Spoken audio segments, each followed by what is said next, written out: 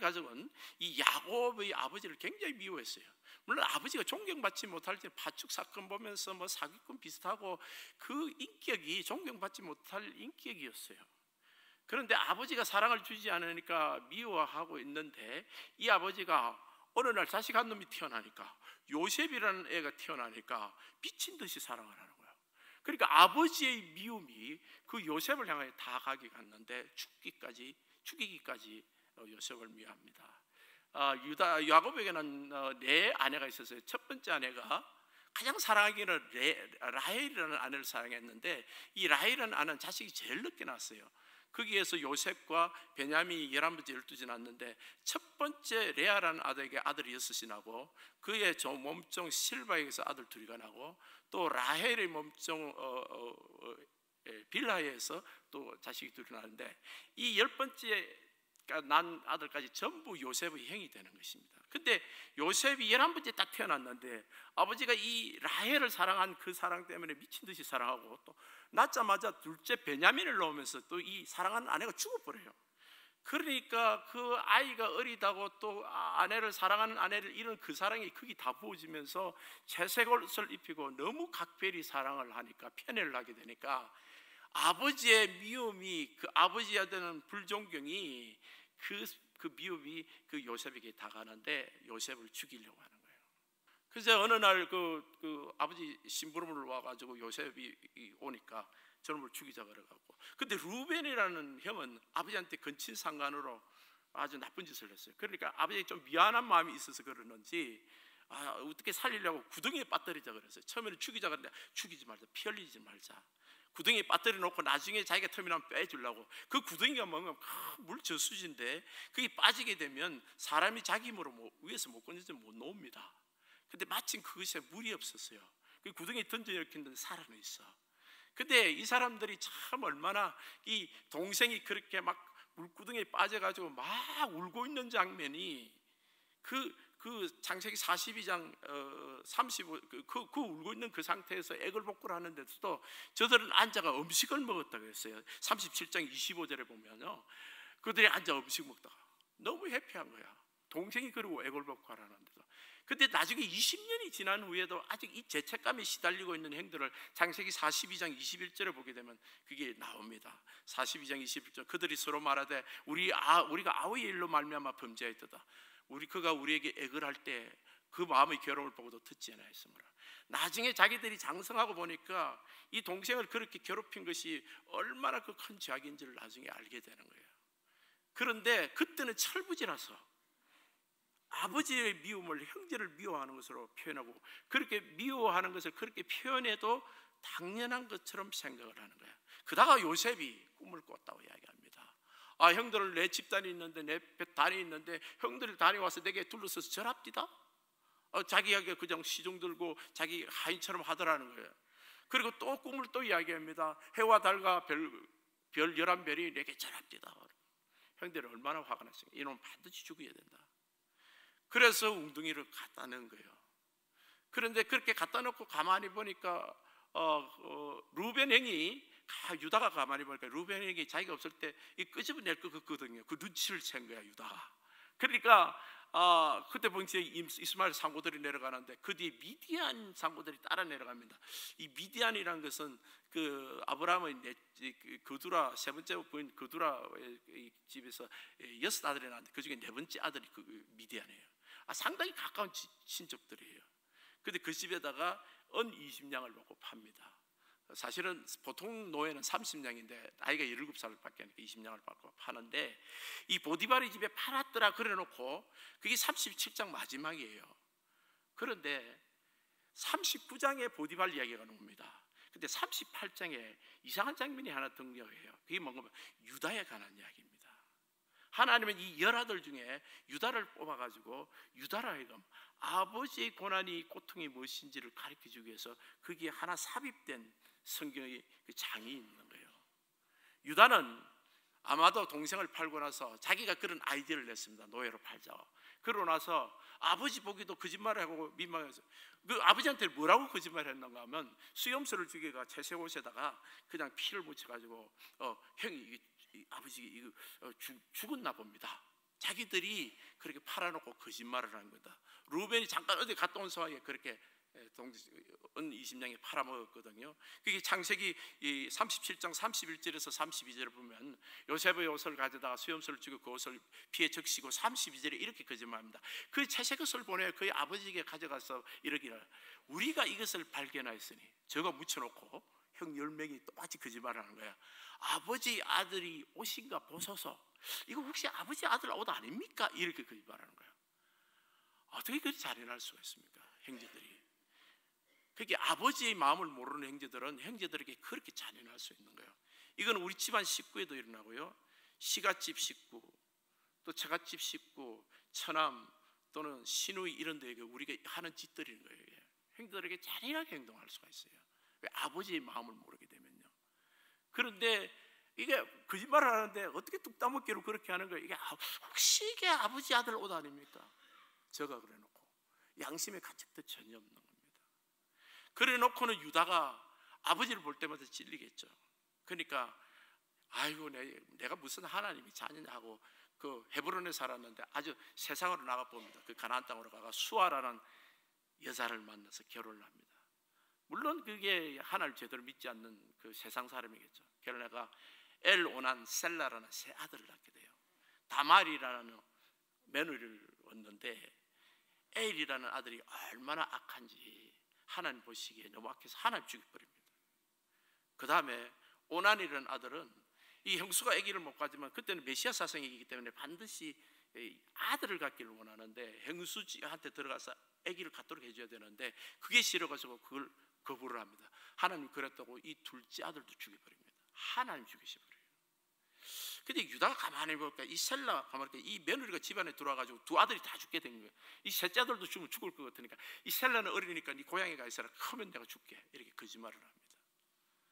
근데 사실은요 이 셀라가 장성해도 추지를 않습니다. 다말이가 보니까 이 생성이 잘록해 이제 장가들 나이가 됐는데 자기한테 추지를 하니까 이 다말이 결심을 하는 거야. 내가 그래도 아들을 가져야 되겠다. 그래서 변장을 해가지고 술 먹고 취하고 양떼 그 털가타로 온 그 술 먹고 취한 유다를 창녀로 이 변장을 해갖고 성에 앉았다가 그 유혹을 해가 동침을 해버려요. 근데 유다가 가만히 듣기는 동네에서 다말이라는 자기 며느리가 아기를 가졌다는 거예요. 3개월 후에. 안 그래도 눈에 거슬리는데 불러다 화형을 시켜라. 불에 태워주기라. 아주 악한 말이죠, 그죠? 그런데 자기가 갖고 있는 그 도장과 끈과 지팡이를 보여주면 이 도장과 끈의 주인이 이 애기 아빠다. 그러니까 유다가 그걸 줬거든. 염소 새끼를 원래 주려고 그랬는데 염소 새끼가 없어가지고 그걸 주고 나중에 염소 새끼로 바꿔라 그러는데 염소 새끼를 친구를 보냈으니까 친구가 여기 장녀가 없는 동네다. 그래서 그 사람 못 찾은 거예요. 그래서 자기 도장과 끈과 지팡이를 못 찾고 있었는데 다말이 그걸 증거물로 갖고 있다. 이 주인이 이 내 뱃속에 있는 애 아버지다. 그래서 그 아기를 낳는데 이 또 쌍둥이야. 그러니까 여러분 보세요. 이게 그 크대가 베레스가 뒤에 둘째가 세라인데 여러분 두 아들은 나아가 폐역해가 죽었어요. 이제 두 아들이 사실대로 태어났는데 이게 손자인지 아들인지 모릅니다. 지금 이거 뭐라 불러야 되는 거예요? 자 보세요. 이 유다가 하나님께 가르칠 메시지가 있어요. 네가 아버지 육신의 아버지를 보면서 뭐라고 빈정댔니? 나는 절대 당신 같이 안 삽니다. 당신 같이 그리 자식 안 키웁니다 그랬지. 근데 네 아들 봐라. 두 아들이 얼마나 폐기해서 하나님한테 맞아 죽었어. 그리고 네가 가졌던 새로운 또 술 먹고 취해갖고 아들인지 손자인지 구분도 못하는 이상한 족보를, 물론 그것이 이 술이 취해서 그랬고 유다가 그 다말을 못 알아본 것도 있고 다말이 그게 의도적으로 한 그런 나쁜 짓은 있었지만은 결과를 보면 그 두 손자가 걸어 다닐 때마다 자기를 생각하는 거예요. 무슨 교훈을 얻을 겁니까? 아버지보다 나은 아들은 절대 없다는 거예요. 이 세상에 자기 육신의 아버지보다 나은 아들은 절대 없습니다. 왜냐하면 그 아버지가 내 생명의 근원이기 때문에 아무리 까불어도 그 아버지 때문에 내가 이 세상에 태어났어요. 우리는 아버지를 미워하지 말아야 될 가장 근본적인 이유는 그분 때문에 내가 이 세상에 태어난 거예요. 그것 하나라고도 절대 아버지 미워하면 안 됩니다. 그런데 아직까지 아버지를 미워하는 사람들이 많아요. 용서하셔야 됩니다. 아버지를 미워하면 하나님 아버지가 안 보입니다. 왜냐하면 하나님 아버지와 자기 아버지는 이 같은 이미지이기 때문에요. 그리고 미워하거나 그 아버지가 나를 먹이고, 대부분 경우는 내가 먹이고 입히고 했던 거예요. 미워하거나 그 아버지의 사랑을 모르고 아버지를 지금껏 미워하면서 내가 다시는 아버지 같은 지 안 키운다 하면서 나는 잘 키우고 있는 거야 말이에요. 내 자식들은. 분명한 거는요, 아버지를 미워하는 사람은 절대 자기 자식을 아버지보다 잘 키울 수가 없어요. 우리 아버지보다 잘 키울 수 없습니다. 그게 하나님 주시는 메시지예요. 아버지보다 나은 아들은 절대 없습니다. 어머니도 마찬가지예요. 두 번째는요, 자식을 잃어버린 아버지의 고통을 알게 된 거예요. 자기 아들이 둘이나 죽었습니다. 자기들이 모여가지고 요셉을 죽일 때는 전혀 양심의 가책이 없었어요. 아버지가 얼마나 아플 것인지 몰랐다고. 그래서 죽여도 당연한데 봐줘가지고 노예로 팔았다고 생각한 거예요. 그거 상당히 봐준 거예요. 근데 지 아들이 하나 딱 죽어보니까 이건 이야기가 다르더라는 것이. 이건 이야기가 다르네. 이거는 가슴이 찢어져도. 근데 하나만 죽은 것이 둘이나 죽어서. 그런데 그 아들들이 동네에서 평가하기로는 이 패역한 자식이 하나님이 죽인 자식이에요. 얼마나 악했으면. 동네 사람들은 그건 호적에 팔아, 그건 죽어도 마땅한 자식이야, 이렇게 말했을 수 있는 평가된 그런 망나니 아들이었습니다. 요셉은 그렇지 않았어요. 형의 시기를 받아서 그렇지 그렇게 행실이 악하지는 않았다고. 근데 그런 요셉도 죽어 마땅하다고 했던 그가 자기 아들이 죽었으니까 그 아들이 죽어 마땅하다고 생각했을까요? 아니지. 할 수만 있다면 차라리 아버지 내가 죽고 싶지. 아무리 못난 자식이라도. 하나 죽을 때도 그렇고 두 개 죽을 때도 그렇고 아무리 망나니 같은 패역한 아들이라도 자식을 죽는 아버지, 자식이 죽기를 원하는 아버지가 어디 있겠냐 말이야. 차라리 내가 죽고 싶지. 근데 자기가 그렇게 팔아서 노예로 넘긴 그 아들이 유다가 20년 이상을 이런 자식 때문에 눈물을 흘리는 요셉 아버지 야곱의 눈물을 보고 있었다는 거예요. 이게 얼마나 고통스럽겠습니까? 자기 자식을 죽은 것도 아픈데 내가 팔아먹은 그 아들이 지금 생사가 어떻게 돼 있는지 모르고 죽었는지 살았는지 노예로 팔았는데 그 아들 때문에 울고 있는 아버지 눈물을 20년 이상을 쳐다본 거예요. 유다가. 그래서 유다가 깨닫는 게 하나 있습니다. 이 세상에서 절대로 하지 말아야 될 짓은 아버지 앞에서 그 자식을 죽이는 거예요. 미워하는 거예요. 그리고 야곱이 몰랐을까? 머리 좋은 야곱이 몰랐을까요? 형들이 짐승에 찢겨 죽었다. 그렇지만 아까 42장 21절 보면 아직까지 못 봤다 그랬습니다. 살아있을지도 모른다는 생각을 했어요. 누군가 여기에 뭔가 있다는 거예요. 유다의 모습이나 그 형들의 모습이면 저것들끼리 담합해서 거짓말을 하고 있는데 형들이 뭔가를 저질렀어. 그런데 아버지는 어떻게 하겠어요? 형들이 담합을 해서 동생 요셉을 죽였다 한들 나머지 9놈은 자식이 아니냐 말이야. 그 아들도 품고 살아야 될 내 자식 아니냐 말이야. 그게 아버지의 딜레마야. 용서하지 않을 수 없는 아버지. 막내를 11번째 아들을 죽인, 눈에 넣어도 안 아픈 요셉을 죽인 이 아들들이 얼마나 미웠겠어요. 그러나 그들도 아들들이라. 근데 그 아버지의 눈물을 쳐다보면서 유다가 자기 같은 아들을 분명히 내가 범죄자인 줄을 눈치를 챘을 텐데 품고 사랑해 주시고 한마디 말씀도 안 하시는 그 아버지를 보면서 유다가 녹아난 거예요. 아, 아버지라는 것이 이런 거구나. 아버지라는 것이 이러지도 못하고 저러지도 못하는 것이 아버지고 그게 아버지 사랑이구나 라는 것을 깨닫는. 그래서 남은 인생에 자기는 내가 내 생명이 붙어있는 한에는 아버지의 아들들을 절대 자녀들을 미워하지 않으리라. 아버지가 특별히 편애하는 아들이 하나 있었어요.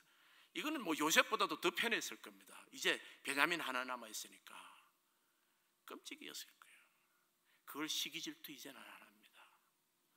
오히려 자기가 아버지의 마음으로 요셉이 요셉보다 더 이 베냐민을 더 사랑하게 되는, 예전에 요셉을 미워한 그 크기에 대한 죄책감에 대한 변상 또는 보상 이상으로 아버지의 사랑을 가지고 야곱의 심정을 가지고 베냐민을 사랑하는 그런 아버지의 마음을 가진 자 유다가 된 것이에요.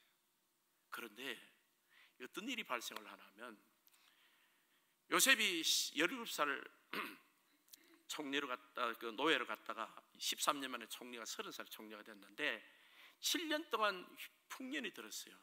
근데 총리가 되고 나서 집을 안 찾아갑니다. 왜냐하면 자기를 팔아먹은 그 형들을 보면 너무 끔찍한 거예요. 그리고 또 꿈을 생각을 한 거예요. 하나님 분명히 형들이 자기한테 와서 절하던 때가 있더라는 거예요. 기다렸습니다. 7년을 지나도 소식이 없었어요. 이제 흉년이 되니까 8년째 되던 해에 그 형들이 곡식을 사러 왔는데, 형들이야. 근데 자기 신분을 안 밝혀요. 왜? 형들이 어떤지를 알아야 되니까. 지금도 여전히 동생을 팔아먹는 그런 악한 형들인지 아니면 회개한 형들인지 테스트를 해보는 거예요. 그리고 온 사람, 당신은 가나안 땅에서 온 정탐꾼들이다, 너희들 스파이들지. 그리고 누명을 덮으시옵니다. 그리고 곡식을 파는데 그 안에 그 돈자를 넣어주면서 그 시몬을 인질로 잡아요. 둘째 시몬을 인질로 잡으면서 하는 말이, 자기 집안에서 이야기를 하라 그러니까, 우린 정탐꾼이 아닙니다. 우리 집에는 12형제가 있었는데 하나는 잃어버렸고, 하나를 잃어버린 사람이 요셉이었어요. 요셉이고 이제 11형제가 있었는데 그 중에 막내는 아버지가 사랑해서 집안에 두고 우리들만 10명 모았습니다. 이렇게 하니까, 너 말이 진실인 줄 내가 알고 싶으니까, 너희 말이 진실이고 스파이가 아니라면 시몬을 내가 인질로 잡아놓을 때 다음에 내려올 때 베냐민 동생을 데리고 내려오라 그러는 거예요. 이걸 갖고 테스트를 해보는 거예요. 그 올라가가지고 이제 아버지는 절대 베냐민을 안 내놓으려고 그런 거예요. 왜? 요셉을 잃어버리고 요셉을 죽이는데, 이 잃어버리게 하는데 그 핵심적인 역할은 이 형들을 믿을 수가 없는데 하도 흉년이 되니까 9년째 베냐민을 보내는 겁니다. 그러니까 자기 몸을 담보고 형들은 아버지에게 우리 생명을 담보하고 꼭 데리고 오겠습니다 하고 데려가고 이제 곡식을 사고 올라가는데 각 자루에다 돈을 다시 넣고, 거기다 베냐민의 곡식 자루에다 언잔을 넣습니다. 이거는 애굽 사람들이 점을 치는 아주 귀한 것인데 그게 일부러 넣습니다. 그리고 셋업을 하는 거예요. 베냐민을 이 도둑질했다, 언잔을 도둑질했다. 그래서 중간에 오는데 그걸 잡아가지고 후송을 하면서 그 형제들이 다 울면서 따라오는 겁니다. 따라오는데, 너희들은 있을 필요 없다. 베냐민이 이놈만 도둑이니까 남겨두고 너희들 다 올라가라. 요셉이 그렇게 테스트를 할 때 유다가 오늘 하는 말이 있습니다. 그게 오늘 우리가 읽은 본문이에요. 창세기 44장 27절에 우리 종 저희 종 27절 읽겠습니다. 저희 종 우리 아버지가 우리에게 이르되 너희도 알거니와 내 아내가 내게 두 아들을 낳았으니. 아내가 무슨 소리야, 지금 4명인데 내 아내 하면 라헬밖에 지금 아내로 카운트를 안 하는 이 아버지를 보면 좀 얄밉기도 해야 될 텐데 전혀 그런 마음이 없고 지금 이렇게 인용합니다. 두 아들 둘만 낳았나, 지금 12명인데 두 아들만 낳았다고 이야기를 표현한 겁니다. 낳았으나 하나는 내게서 나갔으므로 요셉입니다. 내가 말하기를 틀림없이 찢겨 죽었다고 내가 지금까지 그리를 보지 못하였거나. 찢겨 죽었는데 어떻게 봅니까 그걸? 그러니까 찢겨 죽었다 그런데 뭔가 이상하고 살아남을 수 있을 가능성에 대해서도 생각을 해본 거예요. 뭔가 눈치를 챈 것 같아 야곱이. 그런데 너희가 이 아이도 내게서 데려가느니 만일 제가 그 몸에 미치면 나의 흰머리로 슬퍼하며 서울로 내려가게 하리라. 이 아이가 죽으면 나도 죽는다 이 말이에요. 그리고 하는 말이 30절 아버지의 생명과 아이의 생명이 서로 하나에 묶여 있거늘 이제 내가 주의 종 우리 아버지에게 돌아갈 때 아이가 우리와 함께 가지 않으면 아버지가 아이의 없음을 보고 죽으리니 그랬어요. 이 장면이 나는 창세기를 읽을 때마다 성경의 가장 아름다운 장면 중에 하나입니다. 유다가 동생을 팔아먹고 죽이기까지 그렇게 미워하던 유다가 아버지를 아니까 아버지 아들이 생명이 결탁됐는데 우리 아버지는 베냐민 없으면 죽습니다 이렇게 표현하는 거예요. 옛날엔 그게 너무 시기하고 싫었어요. 요셉만 사랑하는 게. 그래서 지금은 아니야. 아버지의 마음을 가지니까 그 애비 없고 어미 올 때부터 어미 없이 자란 그 베냐민을 아버지가 그렇게 총애하고 편애하는 것도 그 마음을 너무너무 잘 이해를 하는 거예요. 그래 아버지 그 사랑이 너무 고마운 거예요. 내 동생을 그렇게 사랑하고. 우리가 아버지께 돌아갈 때 아이가 우리 함께 가지 않으면 우리 아버지가 아이 없음을 보고 죽으려니, 우리 동생 없으면, 베냐민 없으면 우리 아버지 죽습니다. 베냐민 없으면 우리 아버지 죽습니다. 여러분, 우리가 사람을 사랑한다는 게 그냥 육신적으로 이렇게 보면요, 사랑하고 싶은 사람이 있고 사랑하지 못할 사람이 있어요. 그건 안 돼요, 여러분. 근데 그 아버지를 생각을 하면, 오늘 이 육신의 아버지를 특별히 생각하면 그 아버지에게는 그 자식이 없으면 안 되는 자식이에요. 누굴 보더라도 그 마음을 떠올리라는 거예요. 우리가 하나님 자녀이기도 하지만 한 육신의 아버지의 자녀입니다. 우리가 형제를 사랑할 때 그 아버지에게 그 자녀가 얼마나 귀하다는 것을 아는 사람이어야 된다. 가까운 일가 친척으로, 처갓집으로 또는 시갓집으로, 여러분, 우리가 지금 사랑하지 못하는 사람들이 많이 있을 수가 있어요. 내 자녀를 잃어본 사람은 그 아버지에게 그 자녀가 얼마나 귀하다는 것을 알게 됩니다. 우리가 지금 연단받고 있는 관계의 연단은 전부 다 여기에 집중이 되어 있습니다. 꼭 기억하셔야 돼요. 나의 가장 질과 친척 중에 내가 사랑하지 못하는 사람이 있다는 거예요. 하나님이 아버지의 마음을 가지고 사랑하고 용서하라는 겁니다. 너는 아버지를 사랑하느냐? 처갓집, 시갓집 그 아버지 사랑하느냐? 그 어머니 사랑하느냐? 라는 질문을 우리에게 묻고 있습니다. 근데 여러분, 그게 안 되면 우리 삶에 있어서 우리 가족 자녀들에게 연단이 있을 수 있다는 거예요. 언제까지요? 그걸 사랑할 때까지요. 왜냐하면 하나님은 우리를 통해서 그런 믿음의 사람으로 만들어 내기를 원하시는 겁니다. 근데 유다는 그 사랑을 알게 된 거예요. 우리 아버지는 베냐민 없으면 죽습니다. 내가 그 요셉을 팔았거든요. 우리 아버지가 20년 눈물 흘리는 거 봤습니다. 나는 내 아버지 앞에서 절대로 내 형제를 팔지 않을 겁니다. 시기심 때문에, 질투심 때문에 내 형제를 죽이려 하지 않을 겁니다. 아버지의 눈물을 봤기 때문에요. 여러분, 아버지의 눈물을 보셔야 됩니다. 그래야 내도 아버지가 될 수가 있어요. 내 아버지의 눈물을 볼 줄 아는 사람이 돼야 돼요. 그러면 그들이 자식을 사랑할 수 있습니다. 나도 그런 아버지가 되기를 원하는 거예요. 근데 여러분, 더 놀라운 것은 이 33절입니다. 이제 주의 종으로 이 아이를 대신하여 머물러 있어 내 주의 종이 되게 하시고 이 아이는 그 형제들과 함께 올려보내소서. 만약 이 베냐민이 무슨 잘못을 해서 노예가 될 일이 있으면 내가 대신 노예가 되겠습니다. 이 사랑은 예수 사랑입니다. 대소연입니다. 그가 책임물을 한 잘못이 있으면 그에게 죄를 묻지 마세요. 내가 죄인입니다. 내가 대신 죽겠습니다. 내가 대신 행벌 받겠습니다. 행교를 향해서. 이 사랑이 참 아름답습니다.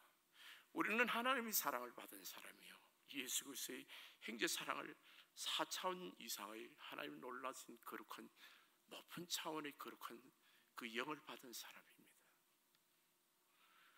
우리에게 하나님이 원하시는 모습이 있어요. 네 아버지를 정말 용서하고 사랑하고 그 형제들을 사랑하는 사람이 되라는 겁니다. 마치 예수 그리스도가 나를 위해서 아무 이유 없이 대속해 주신 그 사랑을 주셨듯이 너도 그렇게 하라는 겁니다. 유다는 그렇게 했습니다.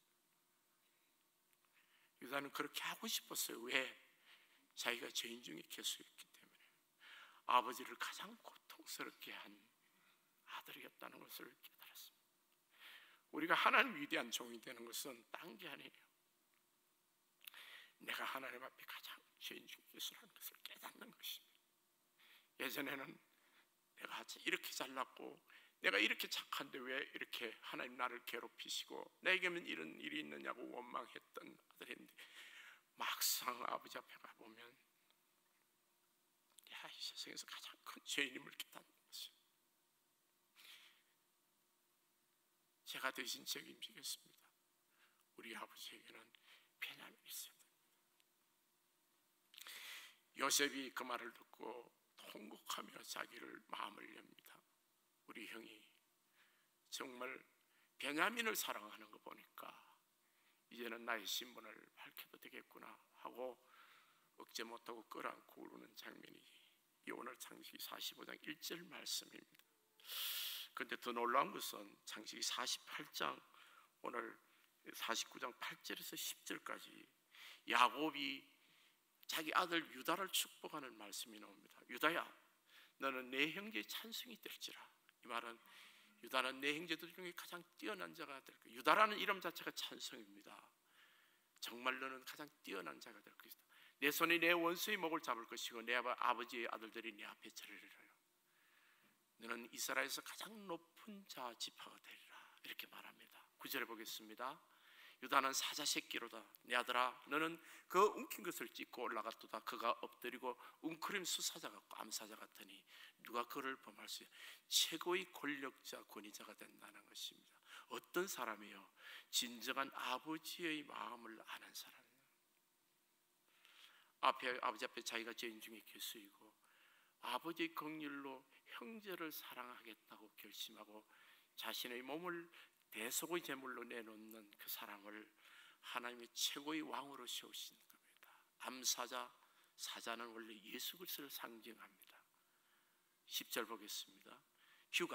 규는 것은 통치자의 홀입니다. 통치자의 그 칠이 홀인데 통치자의 그 칠이 패가 유다를 떠나지 않을 것이며 통치자의 지팡이가 그 사이에서 떠나지 않기를 실로가 오실 때까지. 실로라는 것은 예수 그리스도입니다. 유다 지파에서 다윗 왕이 생길 뿐만 아니라 그를 통해서 예수 그리스도 오십니다. 그에게 모든 백성이 복종하리로다. 하나님은 우리를 진정한 아버지로 축복하기를 원합니다. 하나님을 아버지로 부르는 우리에게 너희도 아버지가 되기를 원하는 거예요. 참 아버지가. 그런데 우리가 참 아버지가 되는데 가장 방해물이 우리 육신의 아버지를 미워하고 있는 거예요. 그것이 처갓집이든 시가집이든 그 아버지 어머니를 미워하고 있고 그 형제들을 미워하고 있는 거예요. 거기서 우리가 하나님 쓰시는 그 그릇이 못 되고 있는 부분이 있을 수가 있습니다. 사랑하는 성도 여러분, 우리가 이 아버지 날에 꼭 극복해야 될 것이 있어요. 성령의 도심과 그의 긍휼을 힘입어서 우리는 아버지를 용서해야 되고 그 어머니를 용서하고 그를 사랑의 마음을 우리가 알아야 됩니다. 아버지의 마음을 아는 자, 아버지의 사랑을 아는 그 마음으로 그들의 자식을 사랑해야 됩니다. 이게 우리에게 주신 하나님의 명령이요 축복의 말씀입니다. 하나님은 우리가 이 세상에서 왕같은 제사장으로 세상에서도 영향력이 있고 정말 이 세상에 주님 오시는 그날까지 많은 복음을 전파하는 사람이 되기를 원하십니다. 그것은 하나님 앞에서 내가 진정한 아버지 어머니가 될 때 내 아버지 어머니를 진정하게 사랑하고 섬기고 또 그를 이해하며 그들의 심령을 가지고 그들의 자녀들도 축복하고 사랑하고 유다처럼 베냐민을 아버지의 마음을 가지고 사랑하는 그런 사람이 될 때 하나님께서 이렇게 높이시고 축복하신다는 하나님의 약속의 말씀입니다. 우리 모두가 하나님이 예정하신 이 축복의 잔이 넘치도록 받기를 예수님 이름으로 축복합니다.